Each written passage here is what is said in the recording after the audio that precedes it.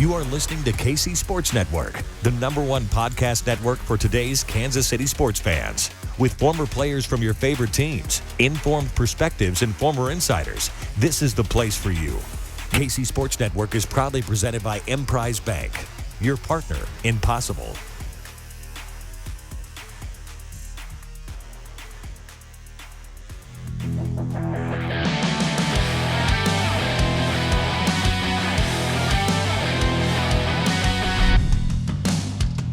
What's good, Chiefs Kingdom? Welcome to Sometimes Weekly Sports and Stuff, presented by our friends at Holiday Distillery. If you've got a free night, head up to Weston, Missouri, and take the tour of the distillery. It's one of the greatest places around the KC metro area that more people should know about. It's beautiful up there, and you get a chance to see how good Missouri bourbon is made. I'm BJ Kissel, and we're joined by a special guest this week, an NFL Network's Ari Wolfe, who also works as the play-by-play broadcaster for the Chiefs preseason games alongside Trent Green. Ari, I always enjoy talking to you, my friend, and I'm excited that we got to finally match up our schedules and find time to sit down and chat a little bit about the Chiefs, your experiences during the preseason, and your career in general, because I'm interested to learn even more than I already know. I'm looking forward to it. I feel like you and I connected from that first time we met out at training camp a few years ago in 2019, and I've enjoyed our friendship, and our conversations are great. Often most people don't get to hear them, but today we'll share it with everybody. All right, sounds good. The first thing, Ari, I want to let people know, just most Chiefs fans watching will probably like, I know they're either your voice, your face, like I know him, but kind of what's your overall background? Like, how did you end up in the positions you are, both with NFL Network and then how you got hooked up with the Chiefs doing the preseason games? Well, it's a good story how I got hooked up with the Chiefs. And it's a great example of it's a relationship-driven business. So back in 2005, I was living in Philadelphia, and I got the opportunity to interview to be the Eagles preseason guy. Well, Rob Alberino was the head of that department with the Eagles in 2005. And I hadn't been fully vetted, really. I hadn't been on a national stage at that point.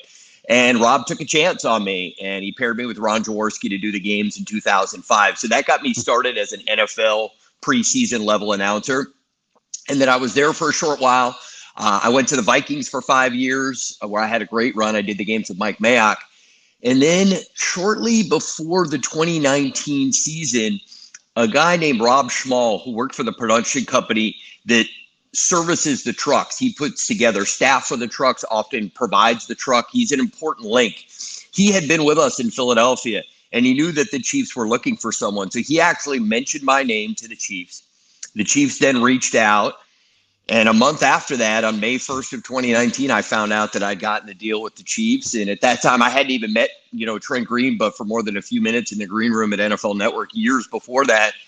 And look, I originally started with a 3-year deal, but they all had 1-year options. So it really felt like a series of 1-year deals. Mm-hmm. And then to have everything come full circle that after my, going into my second year, Rob Alberino, who hired me in Philadelphia, was suddenly my boss again. Has just put me in such a great comfort zone because I know he believed in me because he put me on the air in 2005. And I think the chemistry with Trent has been really solid. I just really respect him both as a broadcaster and as a person.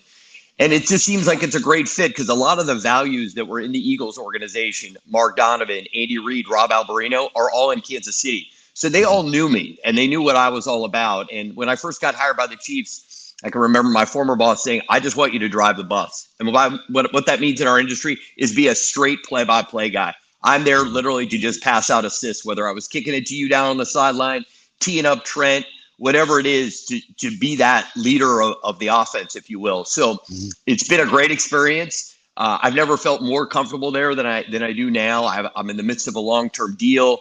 I've got Rob behind me. I've got Trent by my side. We added Kimmy this year, was great, but I guess what I tell for any young guys who want to get into broadcasting is it's so easy to stay in touch with people now. So whoever you meet along the way, create relationships like you and I did, right? Right away, we got in touch and we kept in touch in the offseason. So I think that, just learning about other people and staying connected to people, it will really help your career down the road.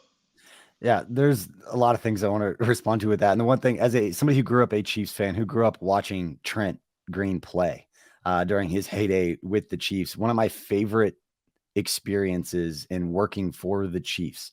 Because I always liked preseason. I liked training camp. I liked going around and traveling and doing all this stuff. I was always terrified on the sidelines. Except by the time you got there, I was a little bit more comfortable than I was the first You were few polished years. by the time I got there. You were solid. Polished. Making me be short-winded about anything is always difficult. And when Ryan Galvin, who's the producer, he'd be like, "How long do you got?" And I was like, "I got about 45 seconds." He goes, "You get 18. Good luck." That's like, all right. But right. One of the best things about it was meeting Trent Green, and not just, meeting somebody that you grew up watching play, but how good of a dude he really is. And not with the clarifier of like, he's a good dude for a football player. And like, he's really nice. He's just a genuinely good person all around anyway. And so that immediately made me feel much more comfortable, doing, being in front of, a million people, a few 100,000 people, whatever it is that are watching the game, but just knowing that, the guy that I grew up cheering for is genuinely a good dude. And then the fact that you guys got along so well, it's a really special group of people. I'm excited. I love watching my guy, Matt McMullen, down on the sidelines. Mm-hmm. I texted him after all of his hits, and I was actually getting made fun of on the last preseason game. He did a hit, and one of the guys that I was watching the game with, because for KCSN, we have a post-game show. So we were out in a bar in Overland Park, and Kent Swanson, who I do the post-game show with, was watching me watch Matt. And I had this like proud dad look on my face. And like, I texted him, and he looks at me and he goes, "Did you just text Matt?" And I was like, "Yeah, I did." Like, that was awesome. He's doing great. It's awesome to see. And I know he's in good hands with all you guys. And I don't know Kimmy at all, but she did a great job. It's cool to have somebody from NFL Network who knows the Chiefs, who grew up a fan, just like Matt did, just like we all did watching Trent and everything. But you guys are a great team. I knew Rob and Anna and everybody behind the scenes. They're phenomenal at what they do. And you guys put on a really, really good product. Well, it helps when there's great people involved and you really enjoy being around the people. But, I think Trent sets the bar in terms of how he treats everyone. And I think you can learn a lot. Sometimes you'll see a guy who's really nice when the cameras are on or when other people are paying attention. The beauty of Trent is you'll notice that he's a great guy when no one's paying attention, right? The way he is with fans, the way he stops. It's not like he's just going through the motions. He realizes for that moment with that fan, it's important to them. They're with Trent Green, and he treats it with the appropriate respect. And he's always sort of self-deprecating. He doesn't want to be a big deal. He just wants to be a regular guy. And I just think he really sets the standard in terms of just being a quality guy. I love working with him. I trust that I can ask him anything related to the NFL, and he's going to handle it beautifully. But I guess it is the best part about him is just the quality of human being he is. And I feel like there's a lot of good people. I feel so fortunate to be in this position to work with all these great people. And, the relationships build the more years you're there. I mean, my relationship talking to Brett Veach, my third training camp, is obviously very different than the first one, because he knows he could trust me. He knows I'm on board with the messaging about what the Chiefs are all about. So it's a perfect fit. If they wanted to sign me to a lifetime contract to do the preseason, I'd sign up right now. But no, it's good people, and it really does help that the product's so good, right? I mean, the Chiefs, since I've been a part of it, have been one of the elite organizations in the league with a quarterback who's a lot like Trent Green, right? He seems to handle everything well. He seems to be able to manage being a superstar with sort of an everyman appeal. He gets it. So it's a great organization to be around. The team's lots of fun, and you're usually talking about winning the division and making a Super Bowl run. That's not the case for all 32 teams, so I definitely feel fortunate to be with the Chiefs. All right, I want to ask, because one of my favorite parts of working with the Chiefs and doing the preseason games were the production meetings, being a part of those during the preseason, because you just get a different side of people. You get a room full of people, no cameras, nothing's being recorded, and they a little bit more open. You're not necessarily giving away all the government secrets, right? No, they're a little bit for sure. They're a little bit more open than they were in the past. So, with that, this preseason, and not the stuff you can't obviously share, you didn't share on the broadcast, but I know you probably got nuggets from guys that didn't fit their way into the broadcaster one way or another. Were there any particular interviews or guys that you spoke with going into any of the games this year for preseason that really stood out to you, that really impressed you? Again, behind the scenes, where it's kind of background info for you to share during the broadcast. You get a chance to know the guys' personalities a little bit when they go into those rooms. That was always fun. A little bit. Probably one of the most impressive guys that I didn't know at all coming into this year was Justin Reid. He is a unique guy. I mean, he is really bright. He is well-rounded. He's played a lot of other sports. He's got lots of other interests, and he's got just a magnetic personality. So, I knew he had produced as a player on the field for the Texans, but I would say out of all the players I interacted with on a one-on-one basis, he's the one that shined the brightest in these meetings, just because I was like, man, I want to hang out with this guy. Like, he's just, a lot of football players are, I mean this in the nicest way, they're purely focused on football. But that's really not the case. Justin has a ton of interests. So I just found him just to be a compelling person. And I also like watching the way he treated everybody in the room with so much respect. He didn't know whether you were a production assistant or whether you were the producer of the show. So I just thought that he came off as a really refreshing, fun guy. And I'm not spilling any secrets here. Coach Reid in those meetings is really warm and funny. I think that he has a calculated approach to how he addresses the public. And I think that means that there's never any controversy about a single word he says. I always say that Andy Reid, every word he says is chosen with purpose. But in those meetings, he's a little less guarded. He's very comfortable with Trent. I've known him since I did the Eagles in 2005, and he's got a real warmth to him. And I think it's something maybe the fans don't see as much of, but you see the loyalty from the players to Coach. It's because he connects with people. And I think in those meetings, there's a side of him that the public doesn't see. And all I can say is it's a wonderful side. And there is so much more to Coach. And, I'm biased. I mean, I think he's going to be on the Mount Rushmore of coaches when he's done. But it's really his ability to connect with people. Because if you're in a meeting, you can just go through the motions. I've been with a million coaches who they just have canned answers. Andy makes you feel like he's really talking to you, not just at you. So, yeah, I'd say Justin Reid and year after year, Coach Reid is just a pleasure to be around. So, really, it's all about the Reids, apparently, Justin Reid and Coach Reid in this particular instance. I like what you say about Coach Reid because I saw a side of him, and I'll never forget this situation. I think I had been working there maybe 2 or 3 years. So I had been to press conference. I'd been around him a little bit, and I didn't spend a lot of time around Coach that wasn't at pressers. He's got his stuff that he's doing. So it wasn't like just hanging out with him all the time. But I was walking down this hallway inside the Chiefs practice facility, leaving like the indoor football field, going kind of towards the locker room. And you're going down kind of a long, skinny hallway. And I was with Ted Cruz, the vice president of communications for the Chiefs. And it was just Ted and I walking down. And all of a sudden, Coach Reid was hiding behind like this little hallway coming in, jumps out and yells, "Boo." To like me and Ted. I didn't know Coach that well, so he was trying to scare Ted. Right. Ted like jumps back and was like, "Oh my God." And he's just like, "Ha, got you. That's embarrassing." And then he just started laughing and walked off. And I just looked at Ted. I go, "What was that?" And he was like, "Coach is just being silly." I go, "I've never seen that side of him." And he goes, that's how he is most of the time.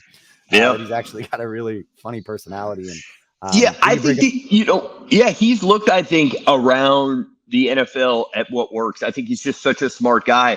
And I use the example that, it wasn't immediately following, but he did follow Dick Vermeil in Philadelphia. And I think Dick Vermeil, always wears his heart on his sleeve. And I think that made dealing with the Philadelphia media extremely challenging for Dick until, they got to a Super Bowl. Whereas I think Andy learned from early on that, less is more when dealing with the media. Always keep everything in-house. And so I think he's always been very careful in the public. But like you said, when the cameras aren't on, the lights are off, he has a really warmth to him. He's a really, really funny guy. He has great wit about him. And I feel fortunate, as I'm sure you did, to get to see that side of him because everybody doesn't get to see him. But it certainly makes working for a franchise so much more fun when you admire the coach on lots of levels. Yeah, I got to know him through the people that I had access to talking to for the long form that I wrote on him years ago. I think it's the longest, most detailed thing, at least to this point. There's going to be books written about his career and everything afterwards. But I think as of right now, it's probably the longest thing that's ever been written about Coach Reid. It was like almost 15,000 words, long form. And I talked to his middle school basketball coach. I talked to I talked to like 30 people in his life. And learning, what he's about and the things that he cares about and the ways that he takes care of his people and the way that, even going back to LA where he grew up, he still talks to the people he grew up with. And for somebody that had that kind of success, you always hope that that's the case with people that achieve a level of success with whatever field they're in, that they kind of remember where they came from and all those things. And Coach Reid is the epitome of that. And the other thing that I always remembered about Coach is that he was always respectful for your questions. And I've there have been players that kind of give those canned answers and don't really give a lot of thought to what you're asking. And that in turn then has the media give less thought to what they're asking. Because if you're not going to give me a good answer, why should I, have this really good question? Where if you put a lot of effort and a lot of thought or research into whatever you're doing and you ask coach a question and follow up and kind of show him like what you're talking about, he will reciprocate that back to you, because he'll respect the fact that, hey, you put some effort into this. Like, you are thinking about this question. And I always remembered that with Therese Paylor, that Therese would do the work, and he was always very knowledgeable about whatever it is he was asking. Whereas sometimes people would just read a stat and just kind of ask coach, what are your thoughts on this? And you can kind of tell, like, do you know what you're asking, or are you just trying to get a soundbite? And the more effort you put into it and show that, hey, I've done the work, I'm doing some research here, that he respected that and gave you a better answer for that. Even if he didn't come out and tell you like, hey, I respect that you did this. You can just kind of tell over time, like, hey, he gave you a really good answer. And you do that enough and you realize that's just the kind of thing that he's about. All right. I do want to actually have a story that I want to add, because this is the perfect story to shed light on that, exactly what you're talking about. So it's 2005.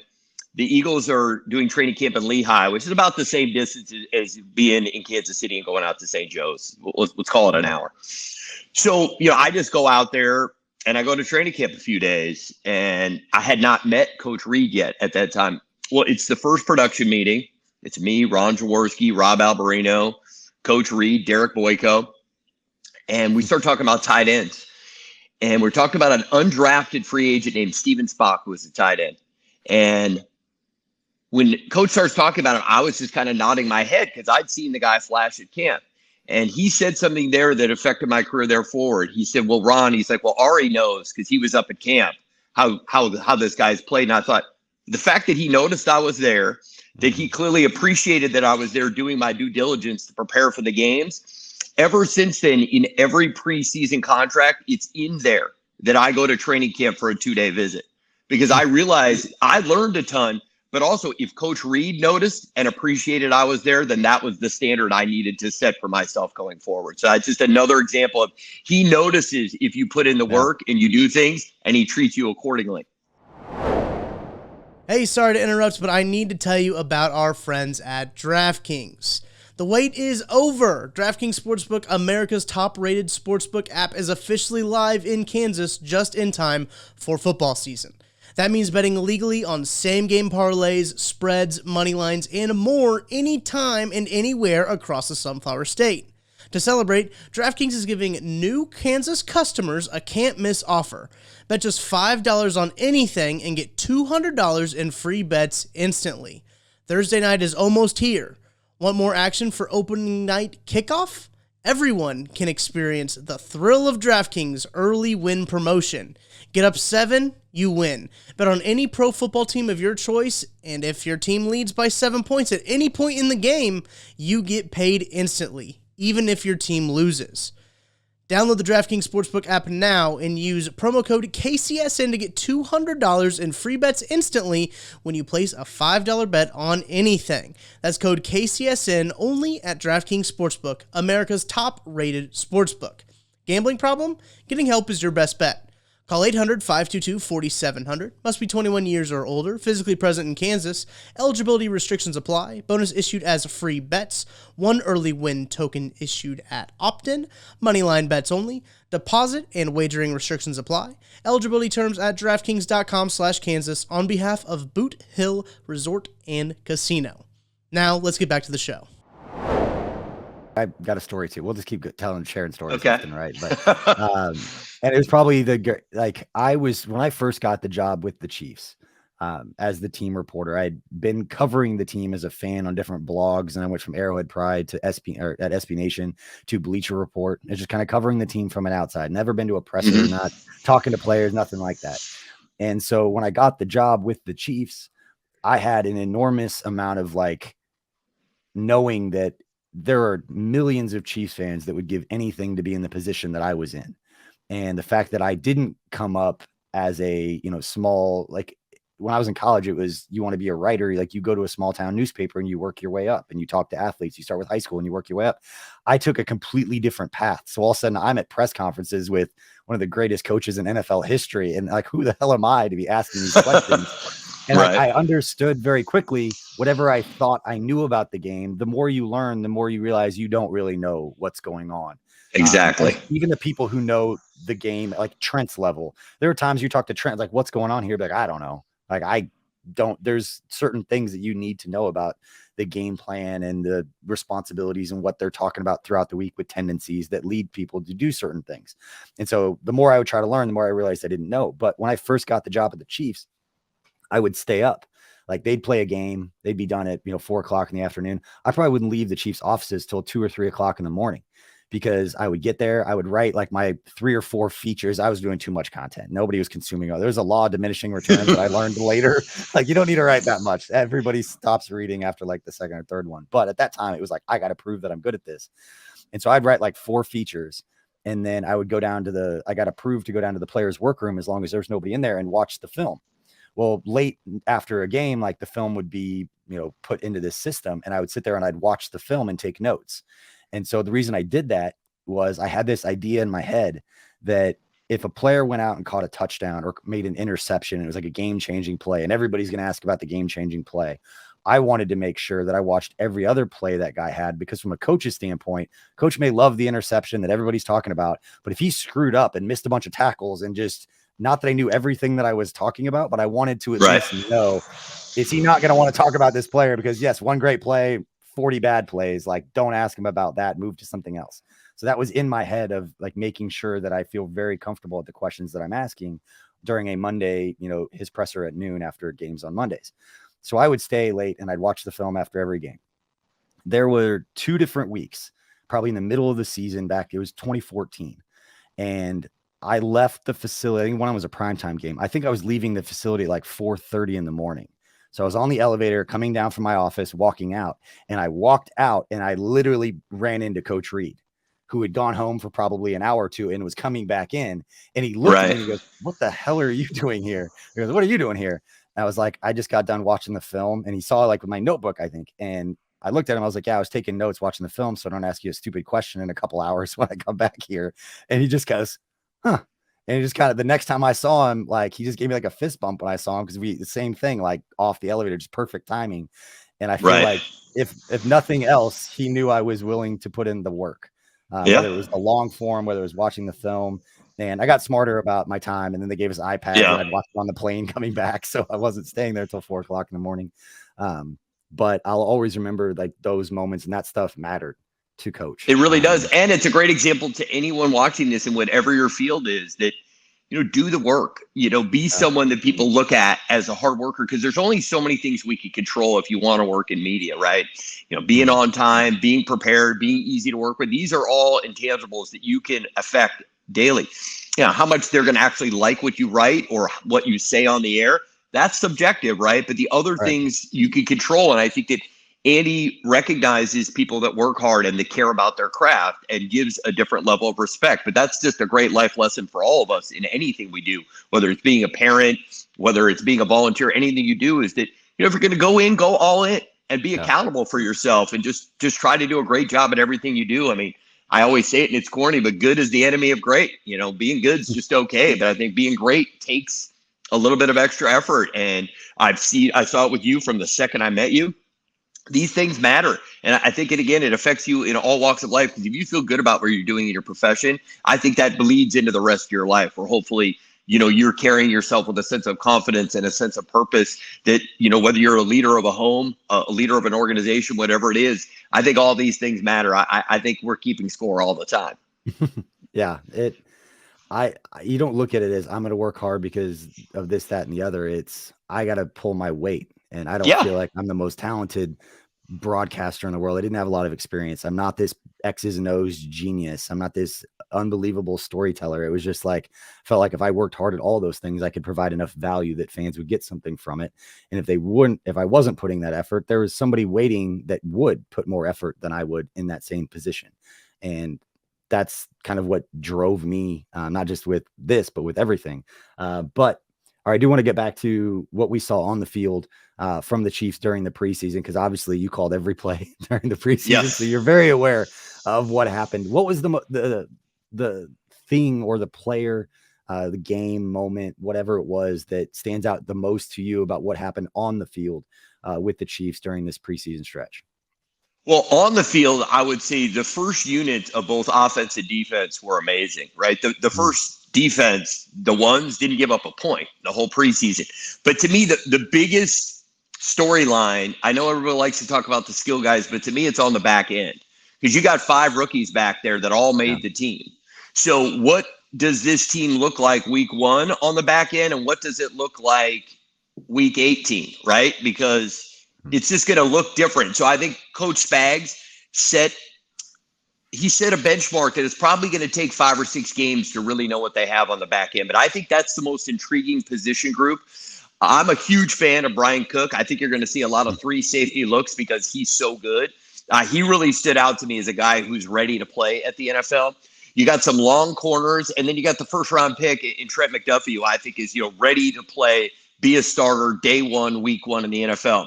So my biggest takeaway is a lot of those guys on the back end and how that secondary looks, because it's a lot younger, it's longer, it's taller. We're in a pass-heavy league, especially in the AFC West. You got a lot of talented quarterbacks. They're going to throw the ball a lot. And I thought Brett Veach and the team put a huge investment into the secondary. So that, to me, the takeaway from the preseason, that is the number one storyline. Because, look, the Chiefs are going to score points, right? They're going to either lead the league or be in the top 3. So how they're going to score might look a little different, okay? Without Tyreek, the points will be different. But to me, if those guys on the back end deliver, this team's got a much better chance to win close, hard-fought games because their defense will be able to make more plays. They're way more athletic defensively. The linebackers are young. I mean, Bolton and Gay together, I think, have a chance to be great. They've got great depth up front. So I know it's more sexy, particularly with Chiefs Kingdom, to talk about the offense. But to me, the biggest storyline is the defense this year. Awesome. All right. Final question before we let you go. And again, I appreciate your time. Who's one player that you saw in it? You can't name Brian Cook because you just kind of did. So I'm going to take that off the table. But who's one player that you saw, the young player that maybe not enough fans are talking about or may make a bigger impact than people would necessarily think right now? Well, I actually think that the biggest guy who's going to make an influence is George Karlaftis. I realize he's a first-round pick. He's not under the radar. But that guy's got an incredible motor. He's old school. I mean, I even like the haircut, right? I mean, I feel like he's like a throwback to like the 1950s defensive end. But I think he's got a work ethic that is going to sort of change the identity of that group up front. When you bookend him and Frank Clark, and I've saw something out of Frank I'd never seen before. He loves George, and he mentored him. They spent a ton of time after practice and training camp together. So I just think if Karlaftis is the guy I expect him to be, and you've got a renewed Frank Clark who came in looking fast, looking lean, you've got some playmakers, and clearly the Chiefs have to get to the quarterback more. We're all in agreement on that. But I think Karlaftis, I love that pick. I think he's a great value. Pro Football Focus says he was the steal of the first round, and they're usually right. So I'm going to go with George Karlaftis as a guy who I think will have an immediate impact for the Chiefs. I love it. I've already planted my flag with George Karlaftis, saying I think he's going to break the Chiefs rookie franchise sack record that was set by Derek Thomas back in 1989 with 10 sacks. I think George Karlaftis will finish with more than 10 sacks. And it's because of the way he's relentless and that a lot of sacks at the NFL level, it's not by beating a guy around the edge. It's not ways that a lot of these speed rushers do in college. And you see these highlights. You just don't do that at the NFL level. It's a second, third effort. Quarterback scrambling and a defensive end being able to kind of get off a block, have the physicality to get off a block and chase somebody down. And we saw it, the sack he had against the Commanders. I've talked about it several times. I've shown the highlight, kind of broke it down a little bit. That is one of the most impressive sacks I've seen from a player because when you really slow it down and see all the things he had to withstand, that he showed his athleticism, his just pure strength. I mean, he got double teamed at the top of his rush when his ribs are completely exposed. Right guard comes over and takes a shot at him. Not only does he not go down, he spins out of it and is still able to chase down the quarterback while getting horse collared at the same time. I am all and his celebration was better. Remember, I mean, he got coached up by Mahomes, so he's obviously a quick study because the celebration was much better on the second sack than his first one.